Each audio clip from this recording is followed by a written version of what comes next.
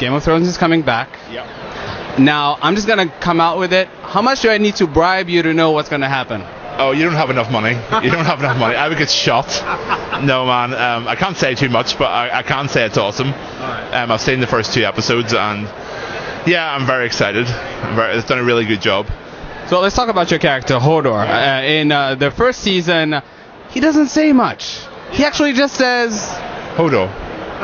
Yeah. Well, you have to get used to that. That's all he really says. In the books, he says Hodor a lot more. Obviously, I think they sort of figured that it wouldn't really work in the show.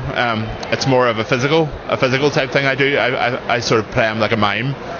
I show the emotions through my body language and stuff like that, which you can't do in a book.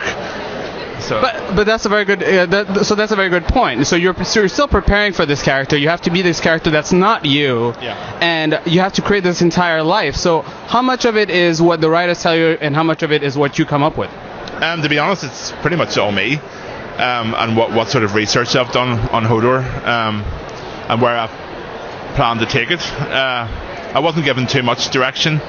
I think he's like a child. I think he's a really good character, actually. I think it's a beautiful character, actually. I think it's like a normal person stripped away with from all the fear and hatred. He's innocent, and he loves his family, that sort of thing. I don't think that's such a bad thing. And he has a lot of loyalty, obviously. Yeah, I think he's loyal to the Starks. He's loyal to little Isaac, definitely. So when you were approached for the role, and correct me if I'm wrong, this is one of your first jobs in the entertainment industry. Well, I've been in the entertainment business for nearly 20 years, but it's been through music and through stage work and live shows. It is my first on-camera character role, but I had an agent through my theatrical work, and a few auditions later I got this. So how has that sort of like changed your life, so to speak? Because this is a show based on a book that's so popular, has such a dedicated fan base, especially through places like Winter is Coming and so on. So how does that affected your personal life and also your professional life? Just take a look around you. I'm in LA. I get to go to conventions. There's a huge online following. I can't tell you how awesome it's been. It really has changed my life, and it's definitely for the better. You know what I mean? I can do all this cool stuff now, which I couldn't do before.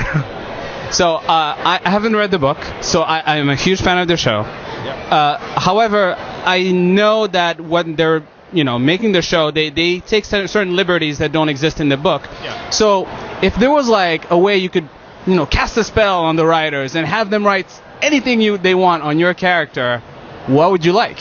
Okay. I've heard so many conspiracy theories about Hodor. You haven't read the books, obviously. There is this huge fan community, as I've touched on there, about the books, and they all have their own theories as to why Hodor is the way he is, why he's so simple, why he's always there in the background. People think there's more to him. I would like to cast a spell, and I want to know what the background is. I think it's going to be something pretty cool, to be honest. I believe, but knowing my luck, George R.R. Martin will just kill me and throw me into a ditch, and that'll be the end of it.